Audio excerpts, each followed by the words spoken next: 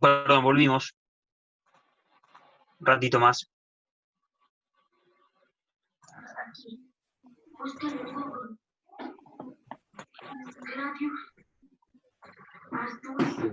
Un ratito que se conecte el resto y,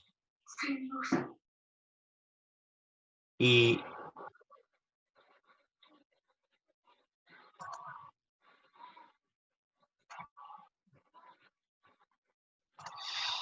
bueno, miren, en esa línea yo creo que el texto de Agamben es extremadamente rico. Miren, vamos a leer para que ya fichen la pantalla. Dice, en la actualidad cualquier discurso sobre la experiencia debe partir de la constatación de que ya no es algo realizable.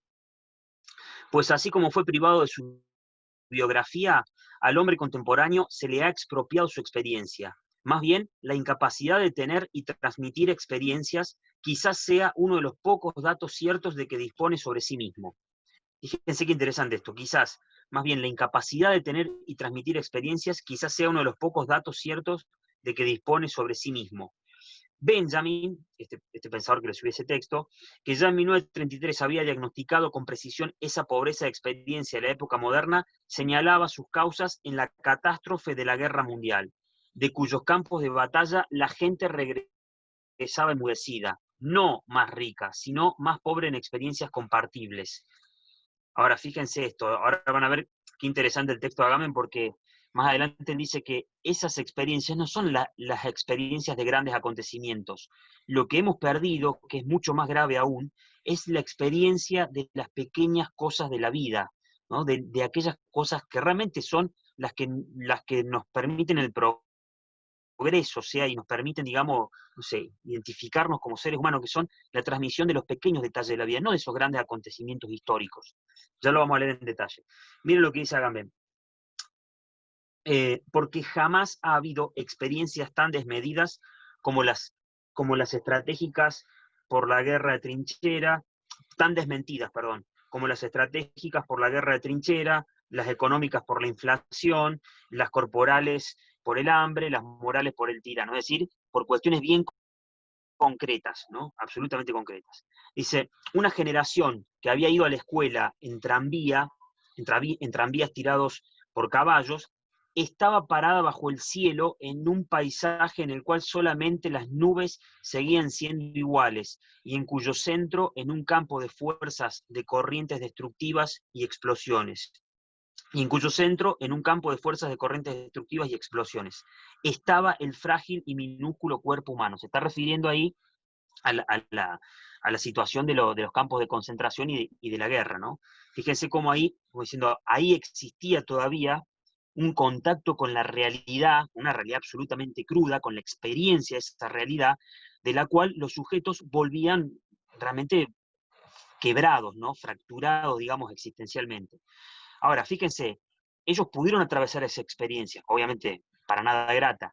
Veamos qué dice Agamben ahora. Sin embargo, hoy sabemos que para efectuar la destrucción de la experiencia no se necesita en absoluto de una catástrofe y que para ello basta perfectamente con la pacífica existencia cotidiana en una gran ciudad.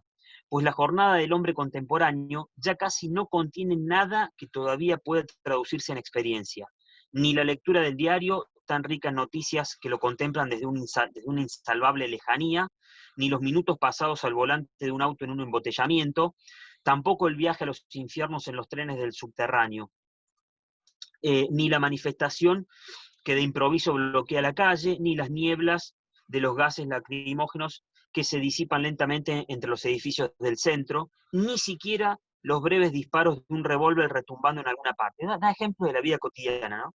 Fíjense si uno quisiera hacer un intertexto, una intertextualidad.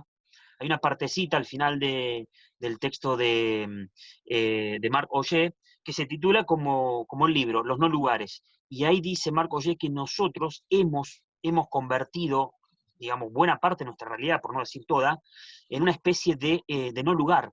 El no lugar para Marc Augé son, por ejemplo, los lugares de tránsito, es decir, son los lugares en donde los sujetos no han, miren, hay una expresión de Jean-Paul Sartre en Ser de la Nada, que dice que no somos los sujetos los que vamos a los sitios, sino que son los sitios los que se configuran en función a la intersubjetividad que los constituye como tales. Denme un segundo, eh, a verles la cara, que me puedan ver. Miren, si uno quiere hacer una intertextualidad, les decía esto, uno podría entrelazar el texto de Agamben con el texto de Marc Augé en ese punto. Es decir, acá lo que está viendo Agamben es lo que Marc Augé en el texto Los no lugares se refiere a esas cuestiones donde el sujeto ha configurado lugares como lugares donde no puede generar sentido, porque no es solamente estar, no es solamente estar en el lugar. Cuando él dice, se refiere a los nuevos lugares como lugares y da como ejemplo los cajeros, ¿no? Que el hecho de no ser lugares donde uno pueda permanecer, porque permanecer uno puede estar parado en cualquier lugar. Se te pinchó una rueda en la autopista y quedaste en la banquina tirado, no sé, 2 o 3 días. El problema está en que uno puede constituir sentido ahí, que es lo que, en términos de Jean-Paul Sartre, el gran filósofo francés existencialista del siglo XX, en una obra genial titulada El ser y la nada, dice que en realidad no son los sujetos los que van a los lugares, sino que son los lugares los que se convierten en sitios y van a los sujetos. Miren, les doy un ejemplo que está genial. ¿Nunca les pasó, se lo pueden representar quizás? A mí me pasó varias veces de que a lo mejor todos tenemos, ¿vieron el reloj? Seguramente ahora usted tiene un reloj que hace una vida que está en el mismo lugar, un reloj de pared, supongamos, o algún objeto que está de toda la vida en el mismo lugar, y alguna vez alguien, por el motivo que sea, porque cambió las pilas, porque estaba limpiando, lo que sea, lo cambió de lugar, porque le parecía mejor moverlo, y uno suele tener expresiones de este tipo. ¿Quién movió el reloj de su lugar? Pero, ¿qué pasó con tal objeto que no está más ahí? ¿Quién lo sacó de su lugar? Es muy extraño pensar que alguien quita un objeto de un lugar que le es propio. Los objetos no tienen lugares. Los objetos no tienen un lugar propio, ¿sí? Ahora es muy curioso que el lugar propio no es el objeto el que va al lugar, digamos, que se constituye como tal, como lugar de ese objeto, sino que son los lugares los que van a los objetos. O sea, Sartre invierte esa relación y es genial, o sea, es como que te rompe un poco los esquemas. Y de hecho, dice Sartre, eso se da porque intersubjetivamente convertimos los lugares en sitio, ¿sí? Por eso, miren, yo les doy un ejemplo. Así empieza uno de los capítulos del Ser y la Nada, dice, ¿podemos decir que el sultán de Marruecos se encuentra ausente aquí? Voy a dar este ejemplo. Aquí de esta reunión de Zoom, del curso del 4º año del PEP de IF3, ¿podemos decir que el sultán de Marruecos está ausente? Uno tendría a pensar que sí. Uno diría, bueno, sí, porque no está acá. Y Sartre dice, no, ni está ausente ni está presente. O sea, ni está presente ni está ausente. ¿Por qué? Porque las categorías de presencia y ausencia solamente se fundan bajo la presencia fundamental del otro ante mí. Es decir, porque configuró ese lugar con uno. Si vos, por ejemplo, Celeste, no estuvieras ahora acá, o doy un ejemplo, no sé, cualquiera de los compañeros, compañeras que, que comúnmente conforman el curso y que hemos tenido alguna que otra reunión en Zoom, diríamos, sí, no está, qué sé yo, Florencia. ¿Está Florencia ausente acá? Sí, está ausente Florencia. ¿Pero por qué?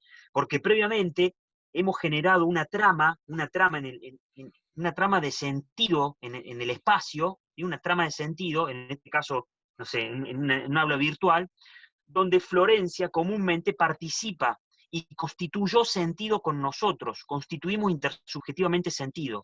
Bueno, eso que está en Sartre también se podría leer en el texto de Agamben. El problema que tenemos es que no podemos configurar lugares con sentido. ¿Pero por qué? Porque son lugares de tránsito. Pero no son lugares de tránsito de por sí, es que no hemos podido constituir experiencia. Y la experiencia no es la relación de un sujeto con el lugar, es la relación de un sujeto con otros sujetos que configuran esos lugares como lugares con sentido, ¿sí? Por eso el texto está bueno cuando uno por ahí lo puede articular y analizar más en profundidad de lo que está diciendo. La situación es mucho más grave que pensar que uno va a un cajero y no le da bolilla al lugar donde está. O sea, no tiene que ver con cosas tipo, ¿vieron esta movida, cómo se le llama? Mindfulness, que te dicen concentrate en el lugar en el que estás, respira profundo. No tiene que ver ni siquiera con eso. Estamos diciendo que ni siquiera tenemos las condiciones de posibilidad de la generación de sentido. O sea que no hay intersubjetividad, no hay experiencia de mundo compartida, no hay experiencia de mundo compartida. Es decir, la hemos quebrado. Y miren lo que dice, lo cierro acá. Miren lo que dice Agamben. Dice Agamben, el hombre moderno, acá,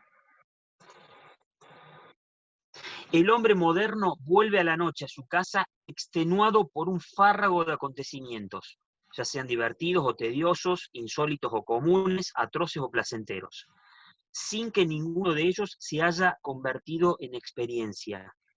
Esa incapacidad para traducirse en experiencia es lo que vuelve hoy insoportable, como nunca antes, la existencia cotidiana. Es eso y no una supuesta mala calidad o insignificancia de la vida contemporánea respecto a la del pasado. Es decir, y dice Agamben, al contrario, quizás la existencia cotidiana nunca fue más rica en acontecimientos significativos. Es decir, hoy en día, creo que acá lo charlamos, antiguamente si uno decía, quiero recorrer el mundo, y tenías que contar más o menos con todo el tiempo de una vida para poder recorrerlo. Hoy en día las distancias se acortaron, de hecho lo vimos con el texto de Marc Augé, y eso nos permitiría de alguna forma poder tener mayor posibilidad de experimentar el mundo, ¿no? La riqueza del mundo. Lo que dice Agamben es muy interesante porque el problema no está en el mundo, no hay un sentido en el mundo, un sentido de por sí en el mundo. El sentido es puesto por los seres humanos y es puesto porque se genera en una trama intersubjetiva, se constituye intersubjetivamente. Entonces, ¿qué problemón que tenemos? Porque nosotros nos hemos, dice Agamben, extirpado esa posibilidad.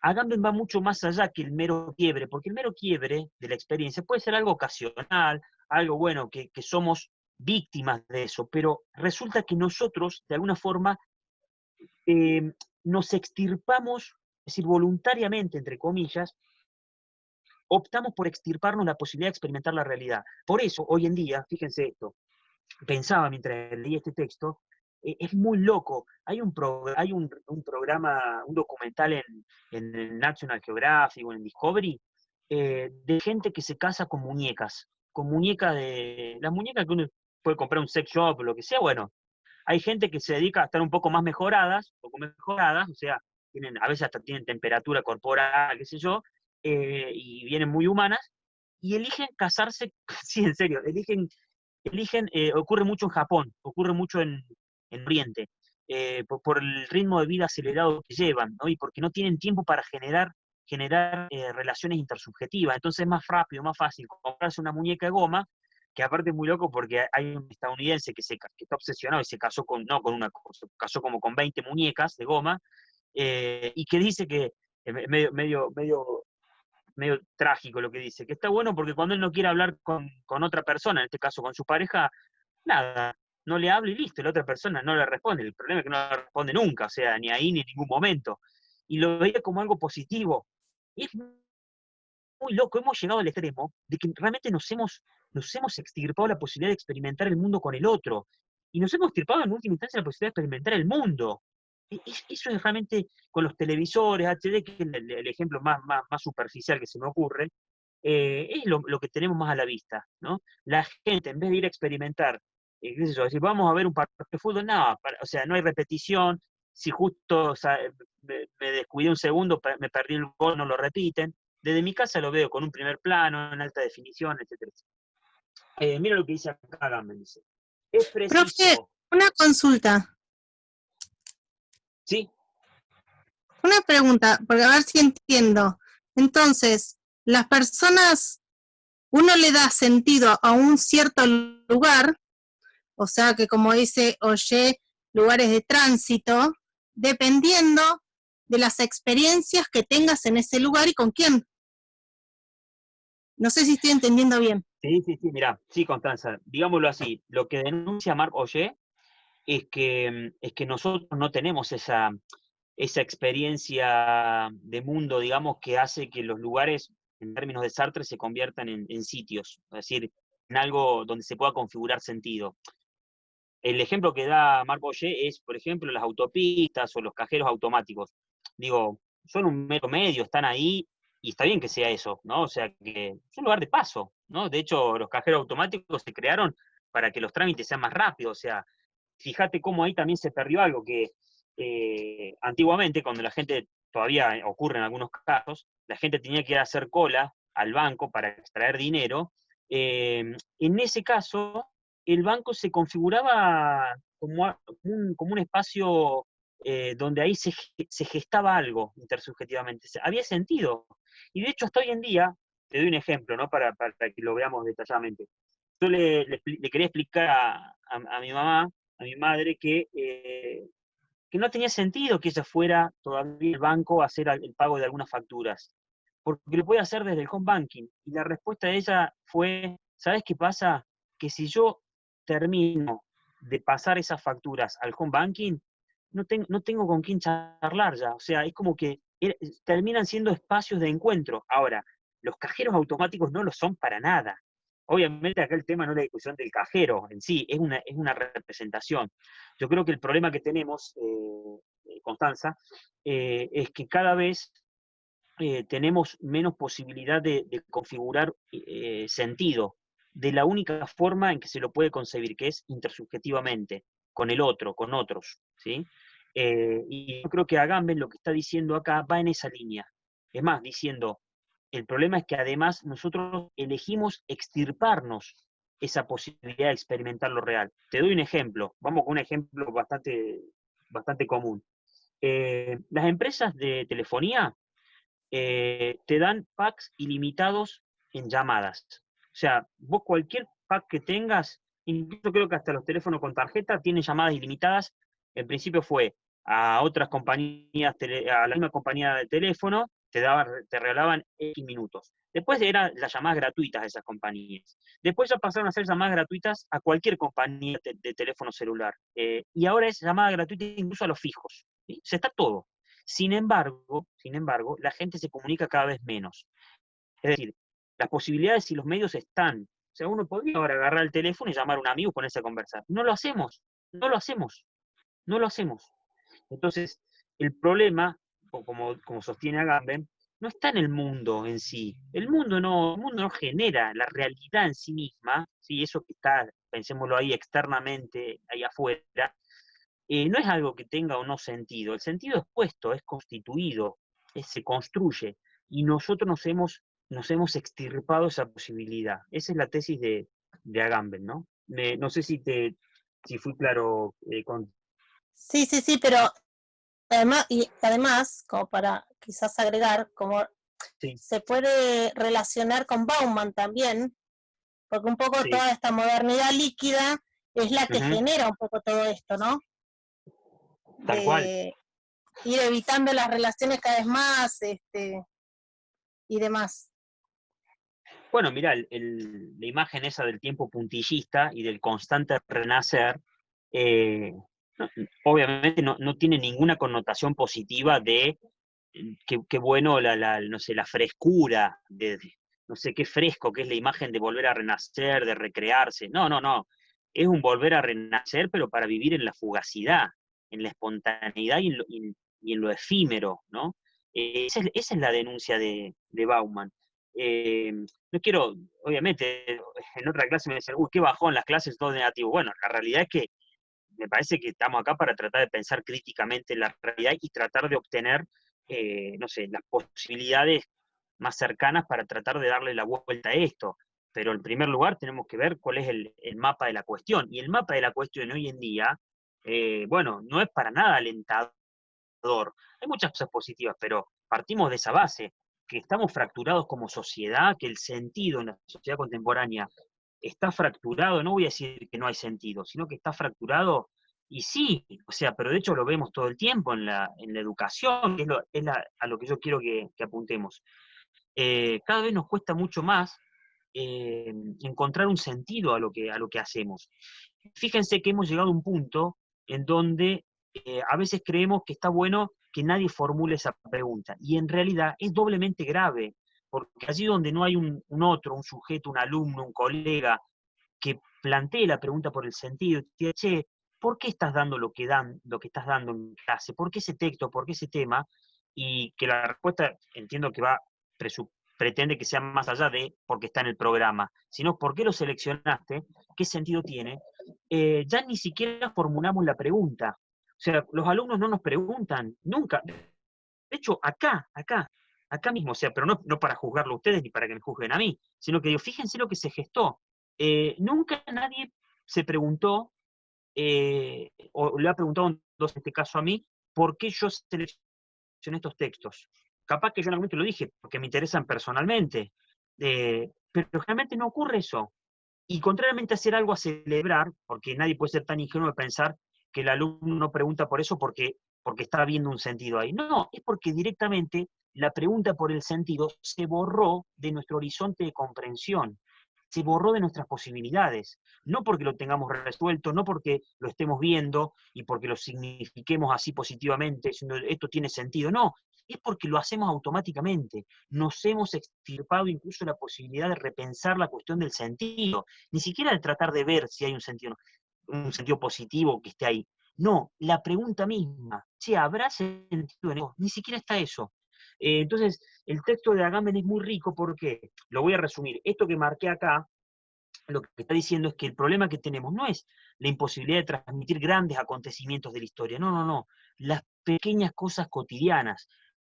Voy a dar un ejemplo muy concreto. Cuando uno no puede dedicarle un mínimo de tiempo, ahora que te veía Celia ahí con el niño, cuando uno no puede dedicar ni siquiera un pequeño momento del día a un niño, a nuestros hijos, a nuestros seres queridos, no sé, para transmitir algo, pero de la vida cotidiana.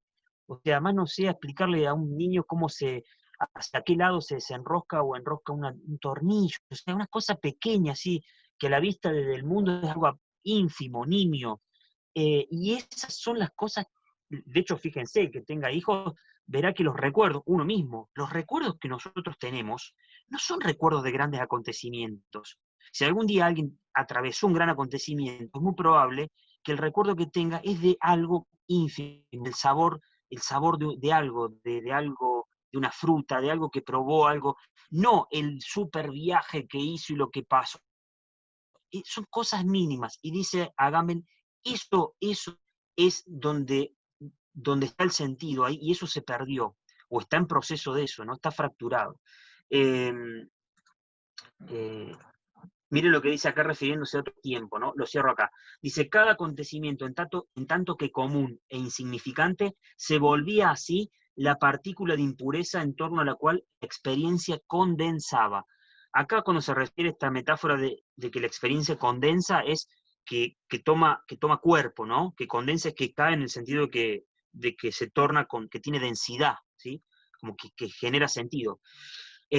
Dice, como una perla, su propia autoridad, dice, porque la experiencia no tiene su correlato necesario con el conocimiento. Bueno, ahí empieza a charlar esto que yo les dije, dice, sino en la autoridad, es decir, en la palabra y el relato. Nosotros hemos perdido ese poder de la experiencia porque ya no experimentamos. Bien, lo cierro acá y les digo qué es lo que pretendo que hagamos. Que lean el texto hasta esas páginas nada más, hasta la página, ya les digo, página acá, hasta la página 13, antes del capítulo 2. Y la pregunta es muy simple. ¿Qué entiende Agamben por pobreza de experiencia? Para que comenten algo así. ¿Qué le parece a usted? Esta es la tesis que sostiene Agamben. Y cómo lo ve en el campo de la educación. Digámoslo, son 2, 3 preguntas, ¿no? Pero algo muy breve, que lean estas páginas nada más. Y lo que más me interesa es ver cuál es su reflexión al respecto, ¿no? Hago esto porque sé que tenemos solo una semana, porque supongo que están cargadas con 1000 otras cosas para hacer, pero yo creo, más allá de lo académico, por eso dejo todo el texto, que está bueno que lo lean, porque por ahí dice, che, ¿sabes qué está bueno? Llego hasta acá y me copó, me gustó, en las vacaciones lo sigo leyendo. En el fondo quiero eso, me interesa eso. Bueno, nada. Nos queda un viernes más. Ahí yo les pido que en estos días lo manden ahí por la plataforma. Ahora escribo las preguntas. Y nada, nos queda el último viernes para charlar un poquito de eso y cerrar la materia. ¿eh? ¿Qué fecha No de sé, entrega tiene esto? es que nos queda la semana que viene, es la última clase, Conti. Tiene que ser antes del viernes. Sí, antes del viernes. Cuando lo fiches, vas a ver que no te pido nada de otro mundo, ¿eh? O sea, simplemente charlamos breve, porque hicimos intertextualidad, pero decir, nada, mira, Agamben entiende por esa experiencia la imposibilidad de generar sentido en el mundo contemporáneo, no por grandes crisis, sino por cuestiones de la vida cotidiana, ¿no? O sea, chao. Así es simple. Y yo creo al respecto en el cambio de Cancún, no sé, que eso está o no, no sé, puede decir no. Nada, puede ser un párrafo, la respuesta, no dos pescarillas de A4, un párrafo nada más. Así que bueno, eso. No sé si alguien quiere aportar algo más o consultar algo más. Fer, ahí te veo. Hoy te envío tu trabajo, ¿sí? No sé si te Bueno, conectaste al profe. principio. Sí, sí, yo me Pero conecté y lo escuché, pero interrumpirlo. Bueno, está espero bien. la devolución. Y bueno, nada, la clase que viene cerramos y charlamos un poquito y se acabó la materia. O sea, lo lamento porque la pasé bien, o sea, dentro del contexto de virtualidad y cuarentena. Sí, bueno, nos vemos el viernes que viene y cerramos ahí. Bueno, Bueno, Vale. chao, Buen fin chicas. de semana. Chao, chao. Chao, nos vemos, buen fin de. Chao, chao, nos vemos. Buen fin de.